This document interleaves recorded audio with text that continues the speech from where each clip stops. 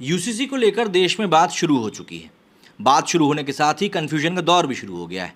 मतलब आम जगहों पर आप जाएंगे तो आपको सुनने को मिल जाएगा कि भैया यूसीसी के बाद मुसलमान भी अग्नि के साथ फेरे लेंगे। ऐसे में यूसीसी के ऊपर काफ़ी सारी चीज़ों क्लैरिफिकेशन के साथ इस वीडियो को हम बना रहे हैं, जिससे कि आपको भी चीज़ें समझ में आ सकें कि क्या होगा और क्या नहीं होगा। यूसीसी इन दिनों चर्चा में है, लागू होना चाहिए या नहीं इस पर बहस तेज़ है और माना जा रहा है कि यूसीसी लागू करने की दिशा में तेज़ी से काम भी चल रहा है। लॉ कमीशन ने इसके लिए देश भर से सुझाव भी मांग लिए हैं।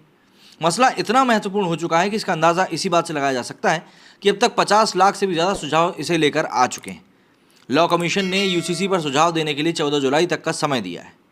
इधर यूसीसी लागू होने से पहले ही इसे लेकर कई सवाल भी उठ गए हैं, जैसे कि क्या अब मुस्लिम पुरुष भी 4 शादियां नहीं करेंगे? हिंदू और मुस्लिमों को एक ही तरह से शादी करनी होगी? लिव इन को कानूनी मान्यता दी जाएगी? महिलाओं की संपत्ति में बराबर का हक मिलेगा? क्या महिलाओं की शादी के लिए जो लिमिटेड एज न्यूनतम एज है उसमें बदलाव होगा? क्या राज्य अपने हिसाब से यूसीसी के प्रावधान में बदलाव कर सकेंगे? ऐसे ही कई सवालों को लेकर आज मैं आपके सामने आया हूं और आपको बताने की कोशिश करूंगा कि आखिर कैसा होगा यूसीसी का ढांचा, किस वर्ग पर पड़ेगा असर और कौन होगा इससे सबसे ज़्यादा प्रभावित। राजस्थान जैसे राज्यों पर इसका क्या असर होगा और कब तक तैयार हो जाएगा यूनिफॉर्म सिविल कोड।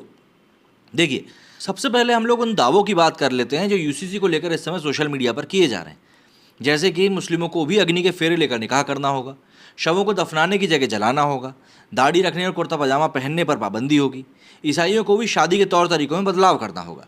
इसका सच यह है कि किसी भी धर्म की धार्मिक मान्यताओं, पहनावे या पूजा पाठ पर कोई असर नहीं होगा। एक्सपर्ट्स ने बताया कि यूसीसी लागू होने से किसी भी धर्म की धार्मिक मान्यताओं, पहनावे या पूजा पाठ पर कोई असर नहीं होगा। बुर्का और गाउन दोनों पहनने में कोई परहेज नहीं होगा। यूसीसी का मतलब ये कतई नहीं है कि सभी धर्मों की रस्में, रीति रिवाज एक जैसे हो जाएंगे। इसका सीधा सीधा अर्थ, या ये कहें कि चोरी, डकैती, लूट, हत्या या दुष्कर्म जैसे मामलों में सभी के लिए सिर्फ एक कानून होगा। ठीक उसी तरह जैसे शादी, तलाक, संपत्ति का अधिकार, उसका बंटवारा, गार्जियनशिप, गोद लेना, गुजारा भत्ता वगैरह के लिए सभी पर एक कानून लगेगा। इसके बाद ज़रा उन प्रमुख बदलावों पर भी नज़र डाल लेते हैं जो यूसीसी के बाद से लागू हो जाएंगे। सबसे पहला तो यही है बाल विवाह का। बाल विवाह को लेकर जो कानून बने हुए हैं वो उसी तरह चलते रहेंगे। चाइल्ड मैरिज एक्ट यथावत काम करेगा, इसे और मजबूती से लागू करने की पैरवी करी जाएगी। आदिवासी समुदायों की बात करें तो आदिवासी समुदाय और उनकी प्रैक्टिसेस के साथ यूसीसी में कोई छेड़खानी नहीं की जाएगी। जानकार बताते हैं कि आदिवासियों को संविधान में जो संरक्षण प्राप्त हैं उन्हें ज्यों के त्यों रखा जाएगा। सभी जनजातियों का संरक्षण यथावत रहेगा और यूसीसी के कानूनों से ट्राइबल्स को छूट मिलेगी। उनकी प्रैक्टिस पर किसी प्रकार से यूसीसी का कोई प्रभाव नहीं पड़ेगा। हालांकि उनकी स्वेच्छा रहेगी कि यूसीसी की प्रैक्टिस को वे अडॉप्ट करना चाहते हैं या नहीं। संविधान के आर्टिकल 371 के साथ कोई छेड़खानी नहीं की जाएगी। इसे लेकर ये तर्क भी रखे गए हैं कि ट्राइबल्स में प्रोग्रेसिव प्रैक्टिसेस हैं, उनकी परंपरा प्रगतिशील विचारों की है, ऐसे में उन्हें छेड़ने की कोई ज़रूरत ही नहीं है।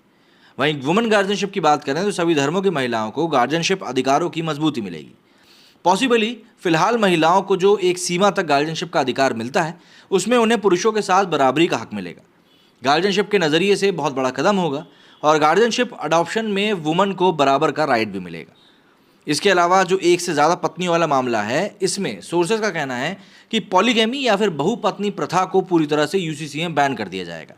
ये फिर चाहे किसी भी धर्म या प्रैक्टिस की वजह से हो, मगर इसे बैन कर दिया जाएगा। जानकारों का तर्क है कि 50 से ज़्यादा देशों ने पॉलीगैमी को बैन किया हुआ है। ऐसे में भारत इसमें पिछड़ा कैसे रह सकता है? इसके अलावा महिलाओं को संपत्ति में बराबर का जो अधिकार की बात चल रही है वो भी काफ़ी अहम है, क्योंकि अभी जो हिंदू महिलाओं को मिल रहा है वो दूसरे धर्म की महिलाओं को भी मिलेगा। पुश्तैनी ज़मीन में जहाँ भी बराबर का हक नहीं दिया जाता है वहाँ बराबर का हक मिलेगा। लिव इन दरअसल एक ऐसा कॉन्सेप्ट है जो कि यूसीसी में नहीं लेगा। लिव इन को कोई कानूनी जामा नहीं पहनाया जाएगा। अब तक इस मसले को कंसिडरेशन में नहीं लिया गया है, लेकिन लिव इन को वैध नहीं माना जाएगा, ये बात तय है। वहीं शादी की उम्र को सभी समुदायों के लिए बदला जा सकता है। इसमें पुरुषों की उम्र 21 ही रहेगी, मगर महिलाओं की उम्र को 18 से बढ़ाकर 21 किया जा सकता है। वहीं शादी का रजिस्ट्रेशन वर्तमान की ही तरह ज़रूरी होगा। इसे और सख्त और सुनिश्चित करने का मसौदा तैयार हो सकता है। अगर हम यहाँ विधवा विवाह की बात करें तो विधवा या तलाकशुदाओं की शादी को लेकर फिलहाल जो कानून बने हुए हैं उसे अनुसार यूसीसी में भी उनको सभी के लिए कानून मान्य होंगे। विधवा या तलाकशुदा महिलाएं शादी कर सकेंगी। नॉर्थ ईस्ट की बात करें तो नॉर्थ ईस्ट स्टेट यूसीसी के बाद भी अपनी प्रैक्टिसेस से गवर्न होते रहेंगे। उन्हें संवैधानिक संरक्षण मिलता रहेगा। आर्टिकल 371 यथावत रहेगा, उसके साथ छेड़खानी नहीं की जाएगी। वहाँ की अपनी मान्यताएं हैं जो कि छेड़ी नहीं जाएंगी।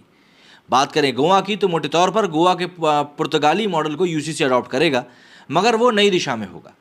राज्यों के पास इसमें कोई अधिकार नहीं होगा, वो अपनी मनमर्जी नहीं कर पाएंगे। स्टेट अपनी मर्जी से कुछ भी नहीं कर पाएंगे। यूसीसी के तहत तय होने वाले कानूनों को सभी राज्यों को पूरे देश में मानना होगा। जिन राज्यों को विशेष संवैधानिक संरक्षण प्राप्त है उन्हें वो मिलता रहेगा। आदिवासी समाज में नाता प्रथा एक बेहद अहम परंपरा है। इसमें एक महिला एक से अधिक पुरुषों के साथ और एक पुरुष से अधिक महिलाओं के साथ रह सकते हैं। ये प्रथा कुछ लिव इन से मिलती जुलती। एक्सपर्ट्स बताते हैं कि आदिवासियों को जो संवैधानिक संरक्षण जो मिला हुआ है उससे तो यूसीसी में छेड़खानी नहीं होगी, मगर जिस तरह से शादियों का रजिस्ट्रेशन अनिवार्य होता है उसमें अगर एक से ज़्यादा पति या पत्नी की बात आती है तो कई सरकारी नौकरियों सहित अन्य प्रतिबंधों का सामना करना पड़ सकता है। लॉ कमीशन आदिवासियों से जुड़े मसले को कानून के बजाय जागरूकता से खत्म करने की ओर ज़्यादा अग्रसर है। सोर्सेज का कहना है कि आदिवासियों में धीरे धीरे जागरूकता बढ़ रही है। जो लोग सरकारी सेवाओं में आ रहे हैं वो खुद सभी चीज़ों को भलीभांति समझ सकते हैं। यूसीसी का ड्राफ्ट भारत का लॉ कमीशन तैयार कर रहा है। यूसीसी लागू करने के लिए फिलहाल लॉ कमीशन की ओर से देश भर से सुझाव मांगे गए। 14 जुलाई तक देश के अलग अलग तबके और हिस्से में ये सुझाव लॉ कमीशन को मिलेंगे। इसके बाद कमीशन इन सुझावों पर गौर करेगा। सुझावों के आधार पर बैठकें करी जाएंगी। इसमें स्टेक होल्डर्स, धर्मगुरु, बुद्धिजीवी सहित तमाम महत्वपूर्ण श्रेणी के लोग होंगे। उनसे चर्चा करी जाएगी और इसके बाद इनका ड्राफ्ट तैयार किया जाएगा और सरकार के पास भेजा जाएगा। सरकार फिर इसे अपने तरीके से बिल के रूप में लोकसभा राज्यसभा में पेश कर कानून बनाएगी। देश में पर्सनल लॉज को लेकर समानता लाने के लिए इसे बनाने की तैयारी है।